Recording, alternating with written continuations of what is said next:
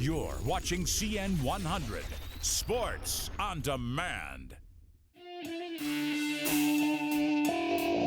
For CN 100 Sports, I'm Alyssa Bergamini, reporting at the Metro Chicago in Wrigleyville, where rock musicians and baseball greats teamed up for the 8th annual Hot Stove Pool Music Concert, founded by Theo Epstein and Peter Gammons, all going to their charity, a foundation to be named later. And what's better than baseball and music in Chicago? Nothing. Let's go check it out. Yeah, this is the Chicago version of Hot Stove Pool Music. It's our biggest fundraiser for our charity that Theo and I were able to start back in Boston and way back in 2005. Foundation to be named later has a really simple and clear mission. We just want to raise funds and awareness for great organizations in Boston and Chicago that are doing work with disadvantaged youth. An event that not just promotes education, but also upward movement of children and youth and education in baseball, and really obviously music. So the Chicago Children's Choir performs. There's always special guests. I'm not quite sure of who exactly just yet, but it's a fun event. It's obviously for a great cause, and it combines two things that people love, music and baseball.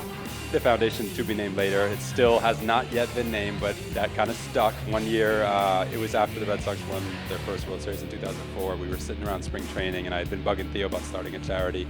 We finally got around to it, and then the hardest part was picking a name. We had thrown out millions of options. We got tired that day and just said, oh, screw it, we'll name it later.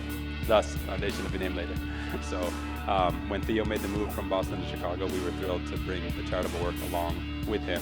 And this event now has a second city, as you guys say, Chicago, and it's been very successful, raising money for important causes here, youth-related causes.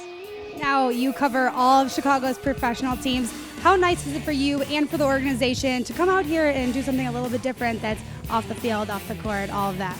Yeah, I really enjoy it because I love concerts. I love going to them. I love hearing new acts, and it's really neat to me to hear some great bands and even combinations of bands. So Band of Their Own is one of them, and it's a all-female group with like different members from different bands, like formerly the Bangles, Kay Hanley from Letters to Cleo, so some amazing solo acts too.